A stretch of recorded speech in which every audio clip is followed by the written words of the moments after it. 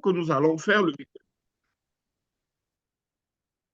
Alors, euh, la technique, je vais faire ce petit exercice, mais à la fin, vous allez couper parce qu'on va le séparer du cours du prof au niveau de l'enregistrement. Alors, je vous disais que j'avais vraiment besoin pour, euh, d'un petit temps pour introduire la conversation de la semaine prochaine qui porte sur les contrats. Alors, il était question pour moi de revisiter avec vous l'histoire du droit minier africain et donc des codes miniers africains avant de passer véritablement dans les contrats. Donc, de voir un peu comment l'encadrement des, de l'exploitation, l'encadrement juridique de l'exploitation minière s'est construite au fil des décennies en Afrique. Alors, donc, c'est l'exercice que je vous ai proposé déjà dans le chat. Et compte tenu de ce que le prof m'offre cette petite plage, ben, je vais la saisir pour m'entretenir avec vous ce matin et de pouvoir conserver ainsi cet élément.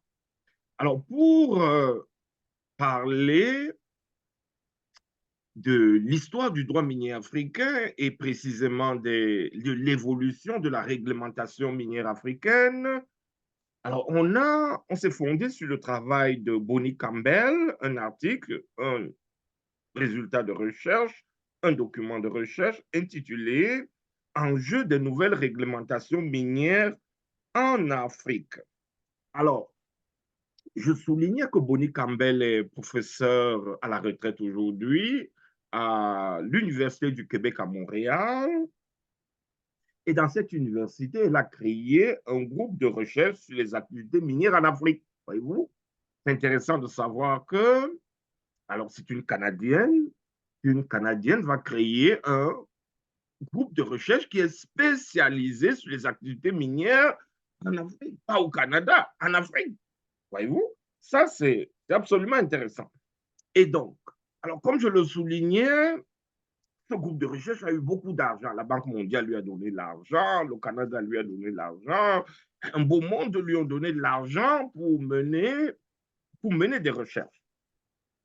Et elle a donc proposé, comme résultat de recherche à la communauté scientifique, de revisiter les réglementations minières en cours sur le continent. Alors, la table de matière est absolument intéressante que je vous présenter rapidement. On a une introduction, un titre 1 qui parle de la libéralisation du secteur minier en Afrique dans les années 1980. Rappelons que les pays miniers africains sont devenus indépendants pour la plupart en 1960. Oui. Donc, en 1960. Mais à partir de 1980, on commence à libéraliser les secteurs miniers africains. Donc, cela signifie que, alors il serait intéressant d'analyser ce qui s'est passé 20 ans avant, c'est-à-dire de 60, des années d'indépendance, à, au démarrage du processus de libéralisation de ces secteurs, et même de remonter avant les indépendances africaines. Ça, c'est d'un.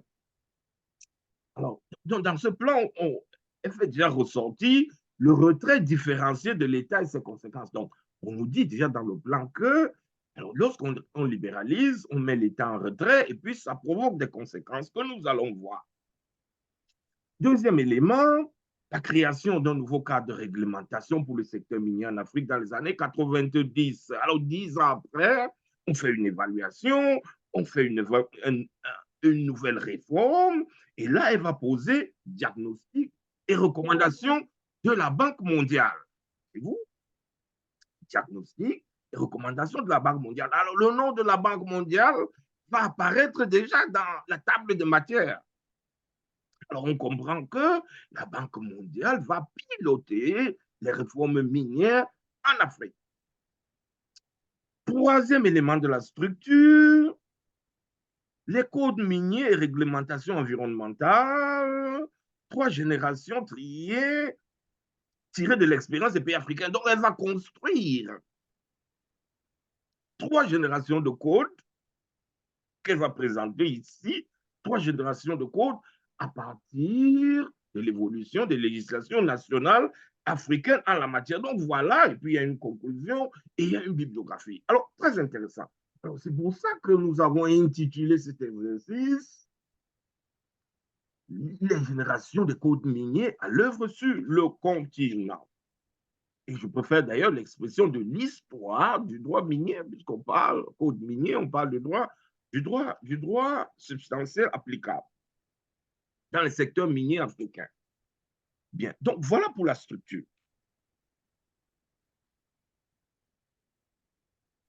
Alors, à l'introduction, elle nous dit qu'au cours des années 80 et 90, la réforme des cadres législatifs et réglementaires visant à instaurer une meilleure harmonisation.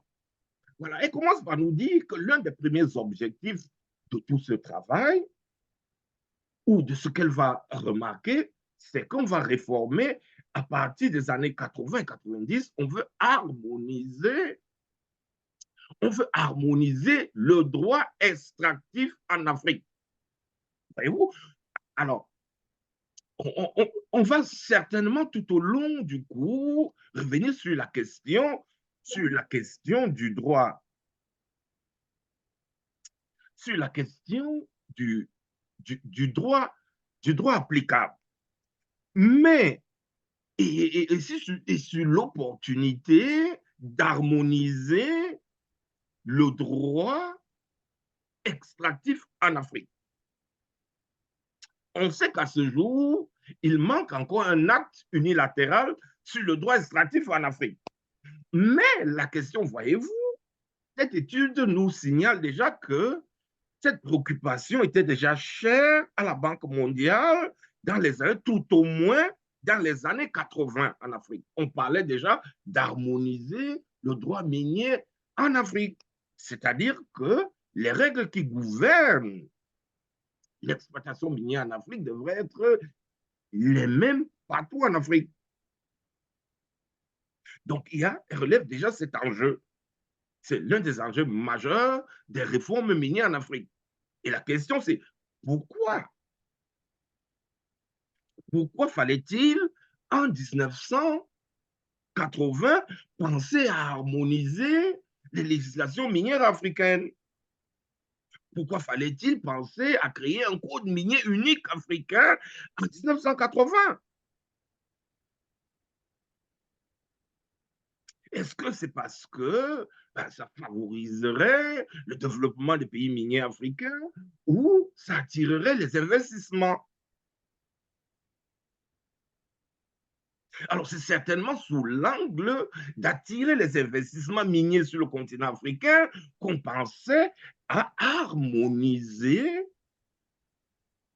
les législations minières africaines comme aujourd'hui, on le voit depuis quelques décennies, l'harmonisation du droit en Afrique, ce mouvement qui tend à harmoniser le droit, tous les secteurs du droit, notamment les droits économiques, les harmoniser pour attirer plus d'investissements sur le continent africain.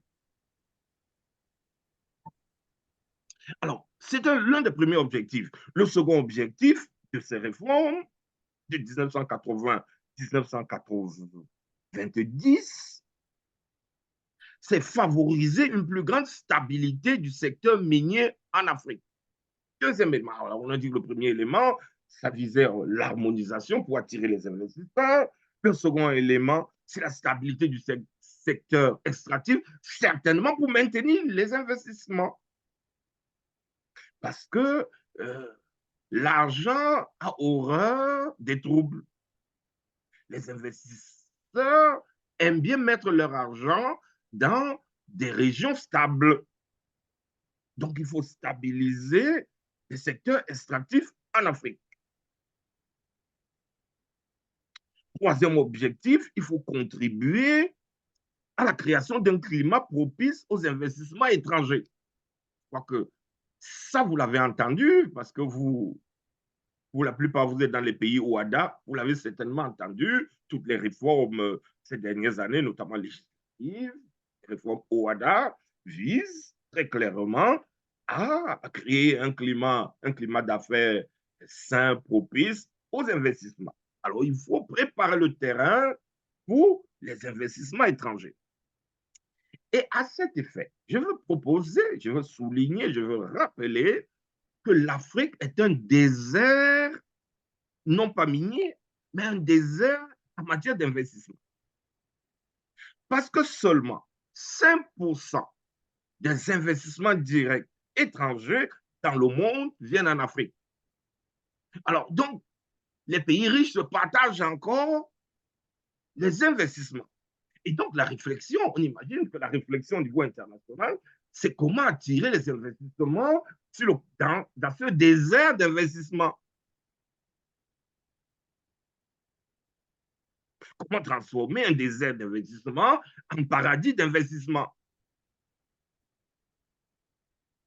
Et donc, les réponses vont donner lieu à tout ce dynamisme que vous allez voir autour de l'OHADA, etc.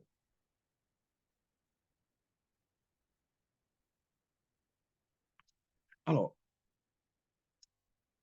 Bonnet Campbell nous dit que ces réformes, ces mesures ont entraîné en contrepartie un processus de redéfinition du rôle de l'État d'une ampleur sans précédent historique. Et là, on va insister sur l'expression.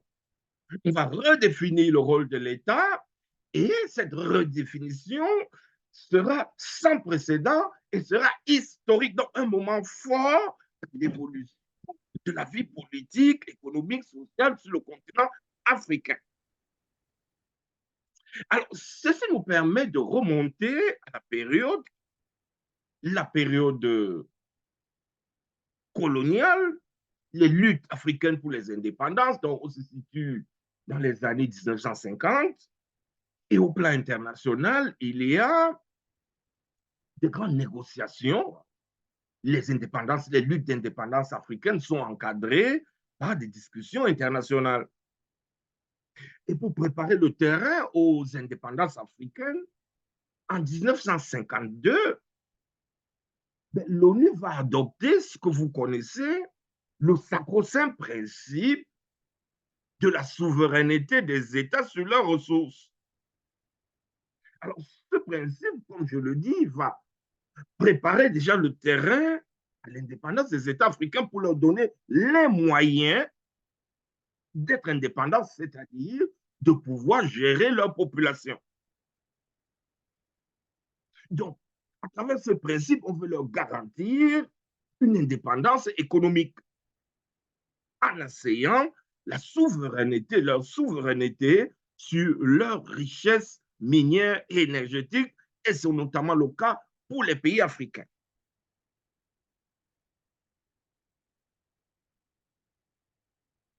Alors, ce principe est important. Pourquoi? Il est important parce qu'il va marquer une rupture. Une rupture avec l'ordre précédent. Quel était l'ordre précédent?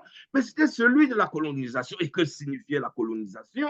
Ça signifiait dans le secteur minier africain, ça signifiait l'exploitation des ressources minières africaines au bénéfice de métropoles coloniales. Alors, les ressources naturelles minières énergétiques africaines servaient de réservoir, le bon réservoir, d'autres vont l'appeler le grenier de la grammaire, pour le pays colonisateur.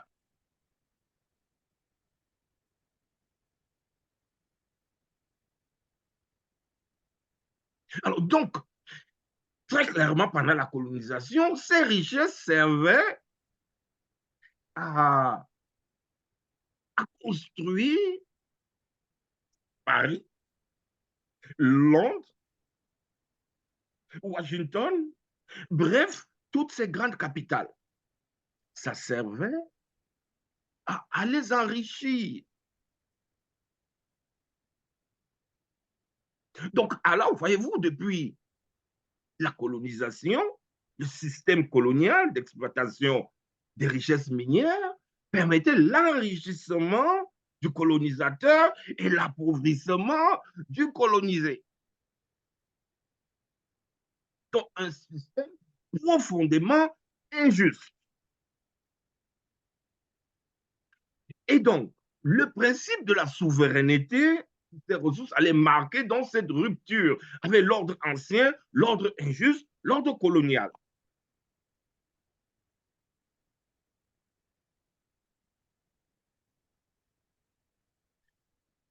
Alors, et donc, ce principe va donc permettre de mettre l'État africain, le nouvel État indépendant africain à partir de 1960, donc 8 ans après, près de 10 ans si vous voulez,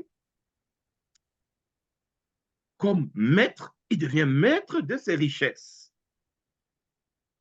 Alors, l'État devient maître de ses richesses, la tendance naturelle, et puis ceux qui venaient au pouvoir dans les années 1960 en Afrique, c'était les nationalistes, les indépendantistes. Alors, la tendance pour les nationalistes, les indépendantistes, c'est de chasser le colonisateur, le chasser avec toutes ses entreprises. Alors, Québec, la ville dans laquelle je suis, c'est une province indépendantiste. Alors, c'est une province qui veut toujours chasser le Canada, qui est considéré comme colonisateur, si vous voulez. Voyez-vous? Donc, c'est la tendance des pays indépendantistes de chasser le colonisateur. Donc, ceux qui sont arrivés au pouvoir en Afrique dans les années 1960, c'était les indépendantistes qui se sont battus dans la décennie 50-60 pour chasser le colon blanc et reprendre le contrôle sur le pays et sur ses richesses. Alors, vous imaginez, et c'est documenté, notamment en Algérie, avec la guerre d'Algérie, que ces mouvements n'ont jamais plu aux colonisateurs. Qu'on les chasse, qu'on les prive de toutes ces richesses-là. Bien. Alors, les États nouvellement indépendants africains vont s'installer, vont prendre le contrôle sur leurs ressources. Et dans l'histoire, on va prendre juste quelques célèbres indépendantistes africains. En RDC, on va voir apparaître des gens comme Lumumba. Voilà les indépendantistes africains, Lumumba et les Belges. Alors, quand on voit par exemple à partir de l'histoire de la RDC, de l'indépendance de la RDC, l'histoire de Lumumba, alors on voit bien que l'indépendance de ce pays n'a pas plu à la Belgique et qui ont tout manigancé pour finalement l'assassiner. Alors on voit bien que euh, en dépit des indépendances, les anciens colonisateurs ne voulaient pas perdre le contrôle sur ces ressources. Et ça, on le voit jusqu'aujourd'hui. Hier, quand j'ai suivi votre cours hier, votre cours de géopolitique, lorsque j'ai suivi votre cours de géopolitique hier, j'ai entendu le prof, il parlait d'une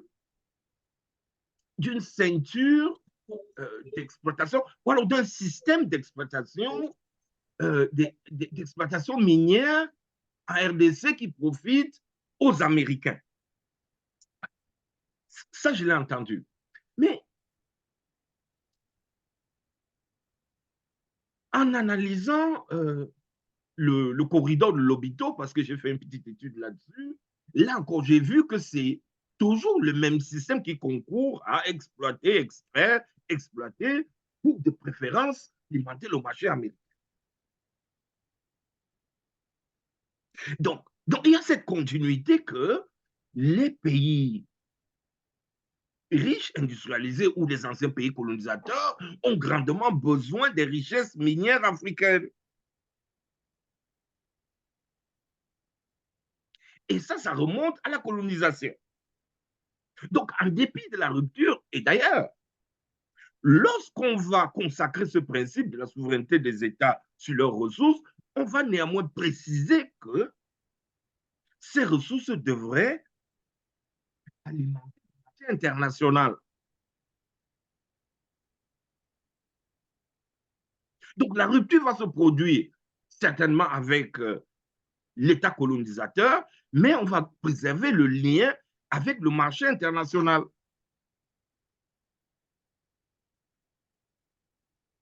Donc, très clairement, historiquement, les pays riches industrialisés ou colonisateurs ont toujours eu besoin des richesses minières africaines.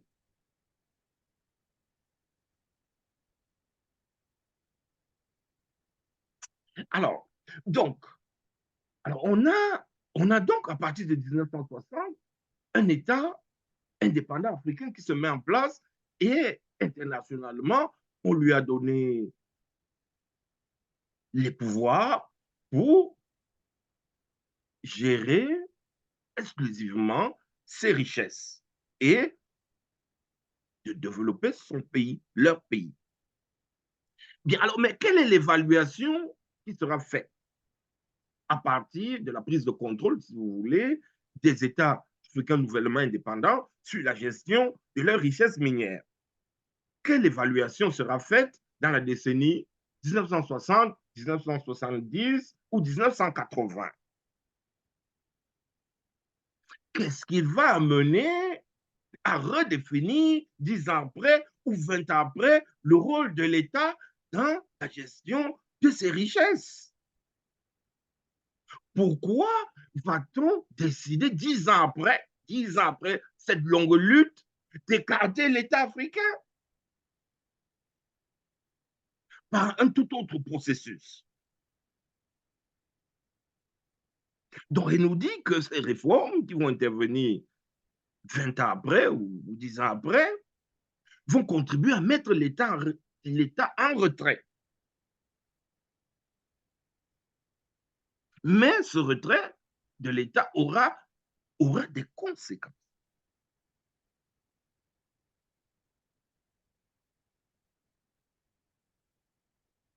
Et alors, on s'est interrogé sur les silences de cette recherche. Cette recherche ne fait pas cette évaluation-là de comment s'est passé. Alors, prof, tu es déjà en classe? Oui, mais non, je suis là depuis une vingtaine de minutes. Mais s'il te plaît, continue, n'arrête surtout pas.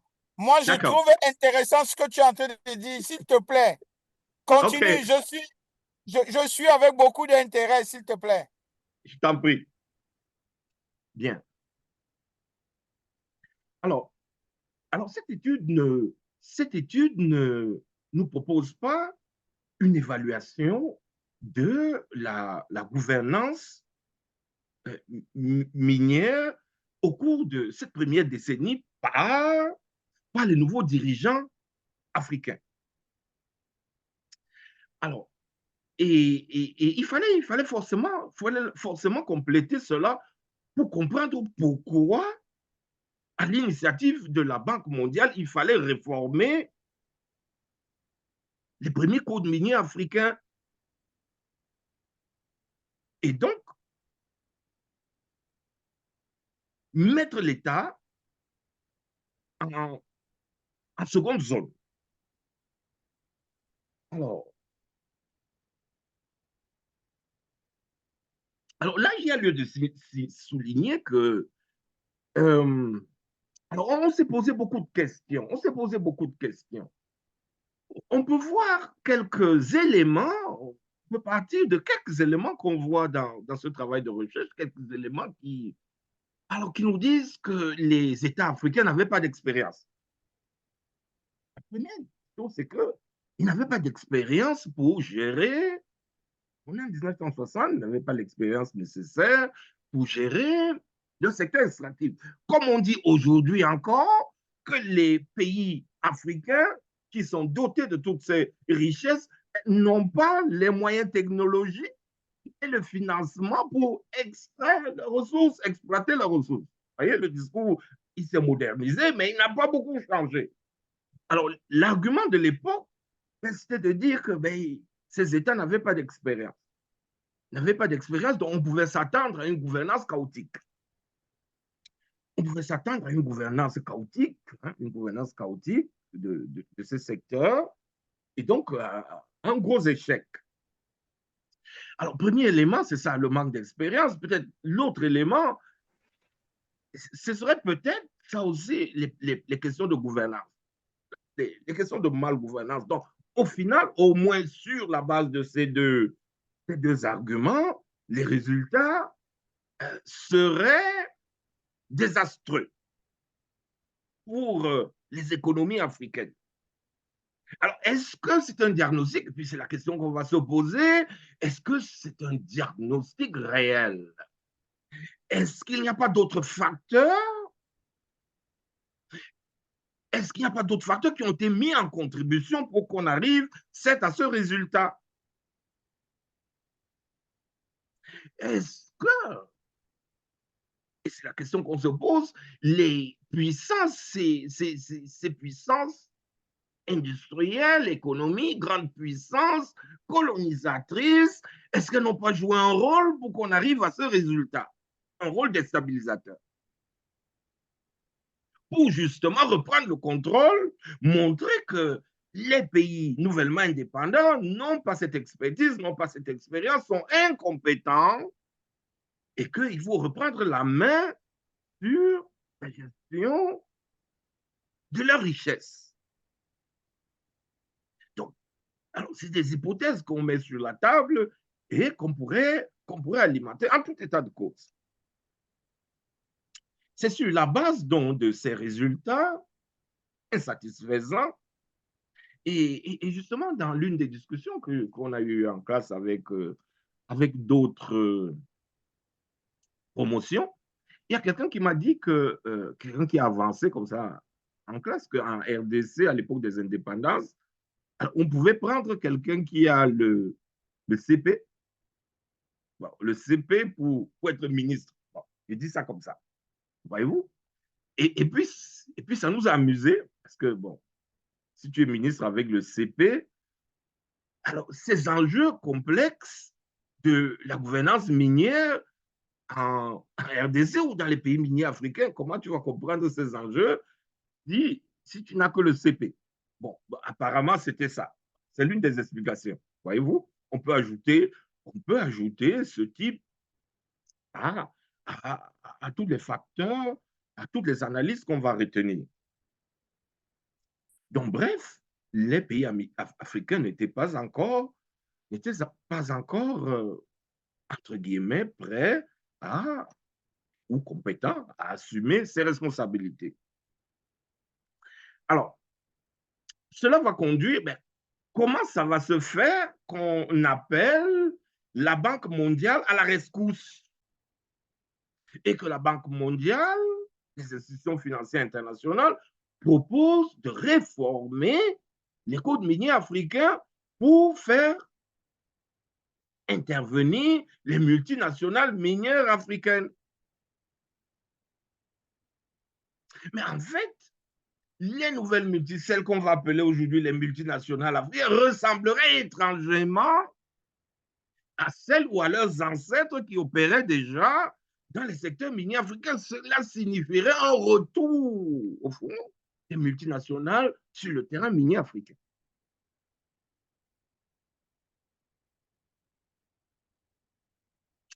Donc, dans ce processus donc initié par la Banque mondiale, ce processus de réforme des cadres miniers, des cadres juridiques, alors, aura pour principal pilier le remplacement. Je vais l'appeler ainsi. Dans l'étude, on parle du retrait de l'État, retrait volontaire, involontaire, imposé, contraignant. Je préfère l'expression du remplacement. Je préfère encore l'expression d'éviction, d'éjection de l'État. Donc, on va éjecter l'État africain du poste de commandement et on va l'éjecter brutalement. Et c'est ce qui va caractériser la première génération des codes miniers en Afrique. On va totalement l'évincer, on va l'écarter. Alors, il y a une expression que j'entends souvent, l'Afrique sans les Africains. Voyez-vous? Donc, on va exploiter les richesses minières continentales sans les Africains.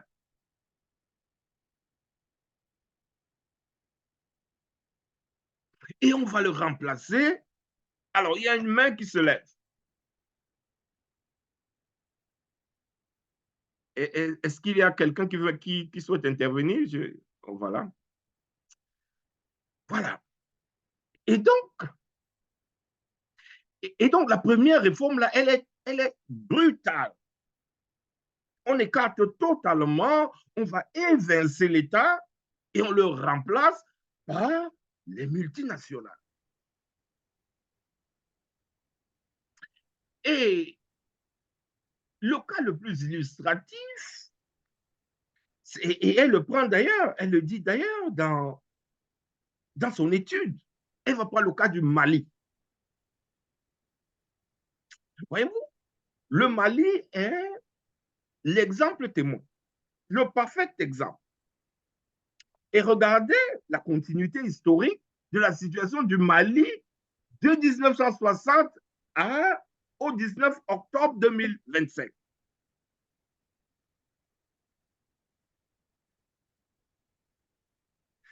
Il y a des tensions dans le secteur minier malien depuis 1960 à dimanche 19 octobre 2025. Alors, si on prend le cas du Mali, justement, la première génération des côtes aura pour conséquence, naturellement, on l'a dit, qu'on va écarter l'État malien, on va l'écarter, les multinationales vont prendre le contrôle. Le résultat des courses, que serait-il? Alors, on a dans cette classe un Malien qui essaie de nous décrire la situation au Mali dans ces années. Alors, il nous a dit, dans sa description, il nous a dit que l'économie a été ravagée, totalement ravagée, que l'économie malienne s'est effondrée. Et voyez-vous, là, quel est l'argument que lui nous a servi? Il nous a dit que l'économie a été effondrée par la sécheresse. Mais j'ai sauté de ma chaise lorsqu'il a dit, parce que c'est certainement l'argument officiel qu'on leur a servi au Mali. On leur a dit que la sécheresse a tout détruit. Et je me suis posé la question de savoir, mais comment une économie qui est fondée sur l'exploitation de l'or peut s'effondrer à cause de la sécheresse? Est-ce que la sécheresse a fait disparaître de l'or dans les sous-sols maliens? Voyez-vous? Alors, j'ai tout de suite compris à partir de son explication que c'est la version officielle des choses qui a maquillé la responsabilité de cette réforme et donc de l'éviction de l'État. Donc, en réalité, l'éviction de l'État du secteur minier malien allait entraîner l'effondrement économique du pays. Première conséquence. Deuxième grande conséquence, ça allait provoquer des troubles dans le pays. Et donc, le Mali est en trouble depuis 1960. Une instabilité qui est provoquée par la prise de contrôle de ces richesses et l'appauvrissement de la population.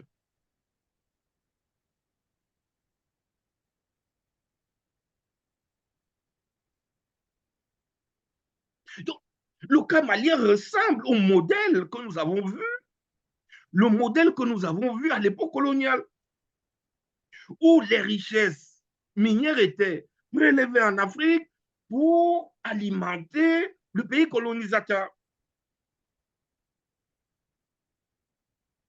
Donc, au fond, ça ressemblait vraiment à l'esclavage.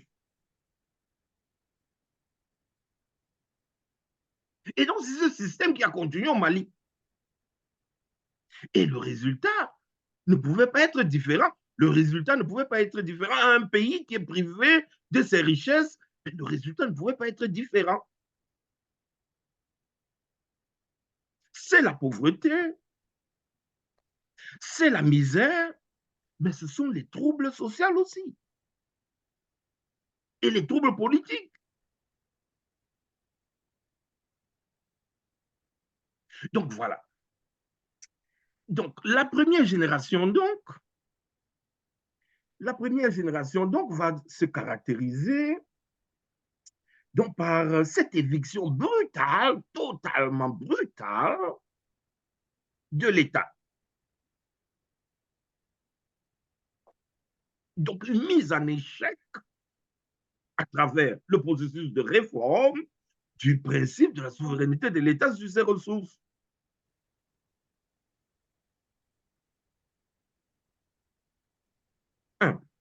Et donc, alors, la Banque mondiale qui a été à la manœuvre, qui a été à l'initiative, va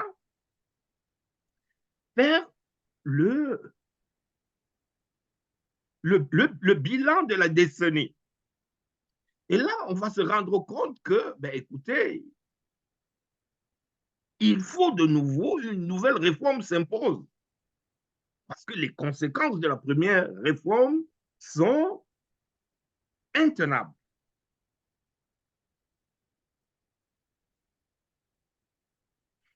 Et donc, on va lancer les premières réformes dans les années 80.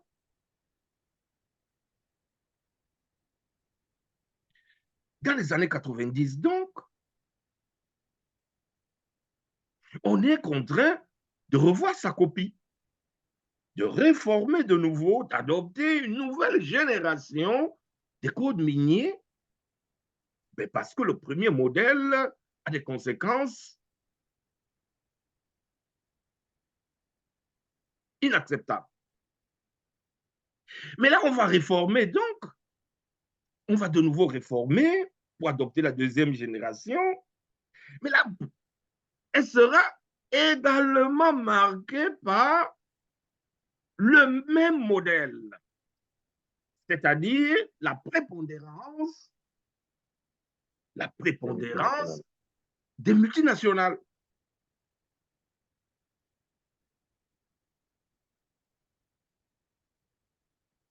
Donc, on change pour ne rien changer, comme disait mon ami tout à l'heure.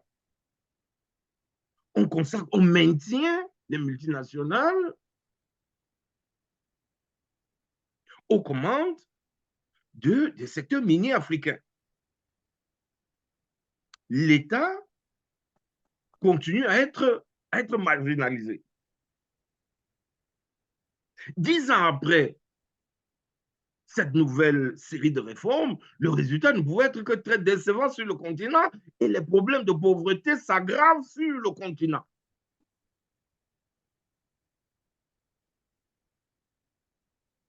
Et donc la question de la pauvreté devient de plus en plus préoccupante en Afrique. Et là, ça va nous plonger au plan international à la question de la responsabilité sociale de ces multinationales. Quelle est leur responsabilité sociale? Ont-elles une responsabilité sociale? Ont-elles une responsabilité à l'égard des sociétés? Et à ce titre, il y a tout un débat, déjà des juristes. Les juristes vont mener déjà tout un débat sur la notion d'investissement, sur les éléments constitutifs de la notion d'investissement pour voir s'il faut inclure dans la notion d'investissement la contribution de la multinationale au développement de l'État africain. Et là encore, dans ce débat, il y aura beaucoup de résistance. On va totalement écarter cet élément-là. Dit que l'investissement ne comprend pas contribuer à développer le pays d'accueil. Et lorsqu'on prend un pays comme le Nigeria et qu'on essaye d'examiner la naissance de la RSE au Nigeria, la RSE, la responsabilité sociale de ces multinationales-là, donc leur contribution, parce que, voyez-vous, elle devient importante, parce qu'elles viennent prélever et elles repartent, elles laissent derrière elles la pauvreté. Donc, la question de leur présence, de leur contribution au développement devient incontournable, tant au niveau des pays en développement, des pays mini-africains, qu'au niveau international. La question va inévitablement se poser. Donc, il y a des réflexions qui seront menées dans le cadre international pour responsabiliser les multinationales parce qu'on dit que ça ne peut pas continuer. On est proche de la révolte au Mali et puis on va voir la révolte au Nigeria. Alors, vous l'avez vu, vous l'avez entendu hier dans votre cours sur la géopolitique avec la question du delta du Niger. Alors, donc, l'histoire aussi de l'exploitation pétrolière au Nigeria sera donc marquée par ces revendications de cette communauté-là, cette communauté autochtone du delta du Niger. Alors, pourquoi? Pourquoi la question de responsabiliser les multinationales va se poser? Parce que l'État, le gouvernement fédéral au Nigeria va échouer, il va échouer dans la politique de développement du pays, un échec. Donc l'État fédéral, le gouvernement fédéral sera incapable de développer le pays. Et donc les communautés vont se tourner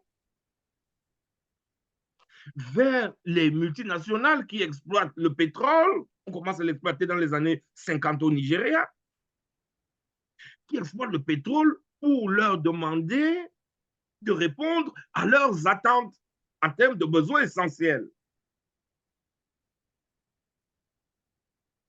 Donc, la facture du développement du pays est refilée aux multinationales face à l'incapacité de l'État.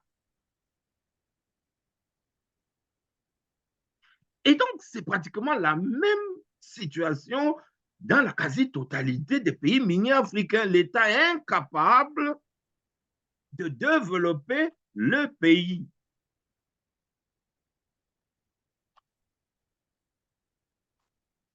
Alors, puisque l'État est incapable de faire ses jobs, et puis on lui a privé les moyens, parce que n'oubliez pas que le principe de la souveraineté sur les ressources était destiné à donner les moyens à l'État nouvellement indépendant de développer le pays. Et du moment où, à travers ces réformes, on le prive de ces moyens, dont l'État se retrouve très naturellement en incapacité de développer le pays parce qu'il n'en a plus les moyens.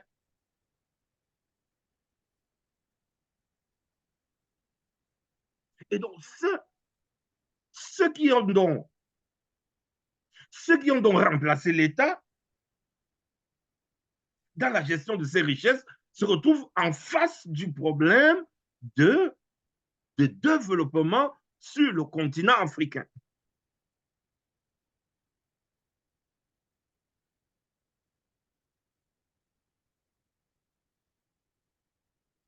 Alors, donc c'est dans ce contexte que la RSE, avec tous les troupes qui vont suivre, les instabilités, la guerre, que la RSE va naître au Nigeria.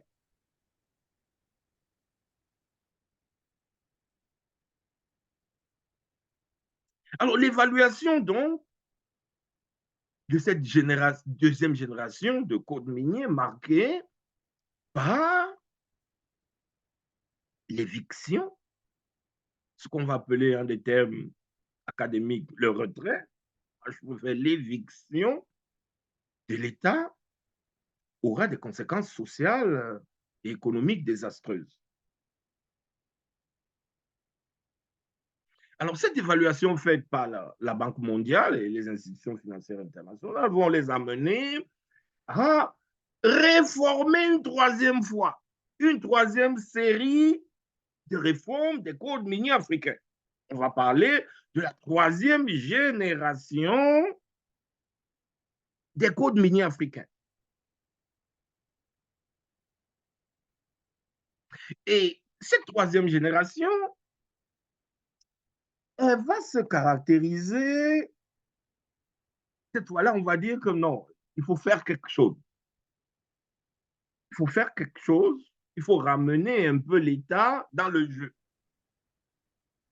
Il faut ramener l'État dans le jeu, il faut lui donner quelque part dans l'exploitation.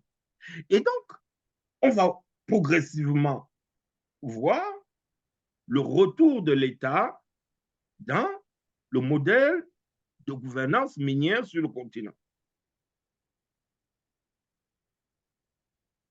Alors, ce retour va poser la question de la participation de l'État. On va commencer à voir dans ces codes apparaître des participations pour l'État. Et vous voyez, au départ, la participation de l'État est souvent faible. 10%, 15% au départ.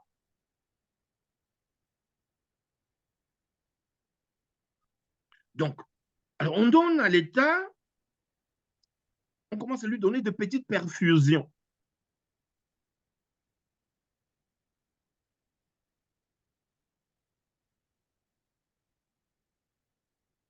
Mais l'État, il faut souligner ici que l'État prend aussi sur le poids de la dette. Les recettes de l'État vont servir à payer leur dette. Et donc, toute la question du financement des besoins sociaux continue à s'opposer.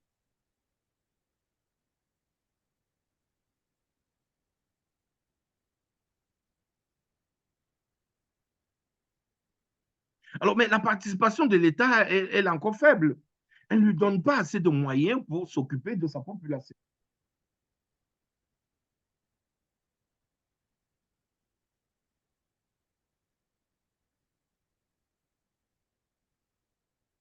Alors, alors, un petit instant, 2 petites minutes, s'il vous plaît.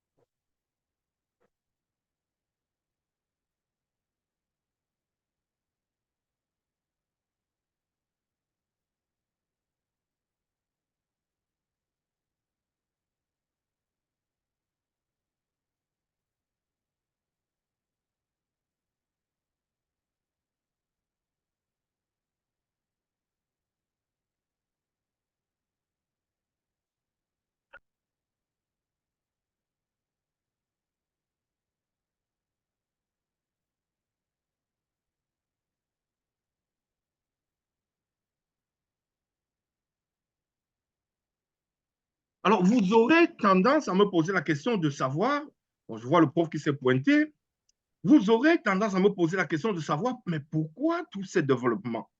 Mais parce que ça va nous intéresser, parce que ça va nous intéresser dans le cadre des contrats. Voyez-vous?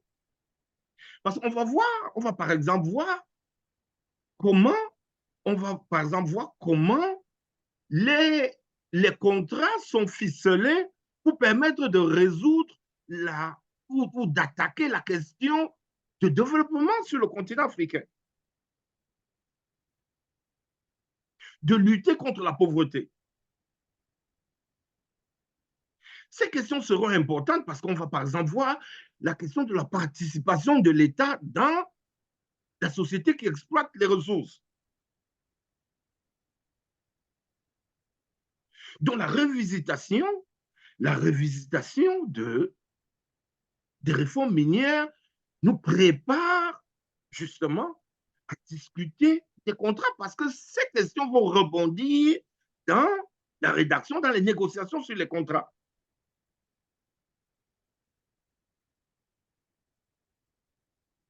Et puis, la quatrième génération de contrats, qui n'est pas traitée par cette recherche, mais par une autre recherche, la quatrième génération des contrats, elle va introduire les autres considérations, comme la question de la fiscalité, hein, la part accrue de l'État dans les recettes minières, mais aussi la question du développement local, mais aussi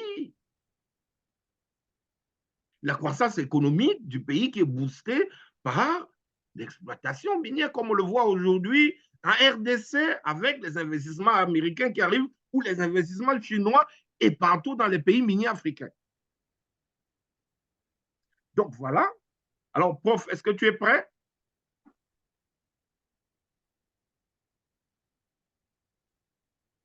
Alors, donc voilà, mesdames et messieurs, comment je voulais introduire la question des contrats extractifs sur le continent africain. Je voulais, à travers ce petit exposé, préparer le terrain à la discussion, aux discussions que nous allons avoir sur les contrats extractifs sur le continent africain. Donc, voilà. Alors, donc, en attendant que le prof se pointe là, on peut discuter.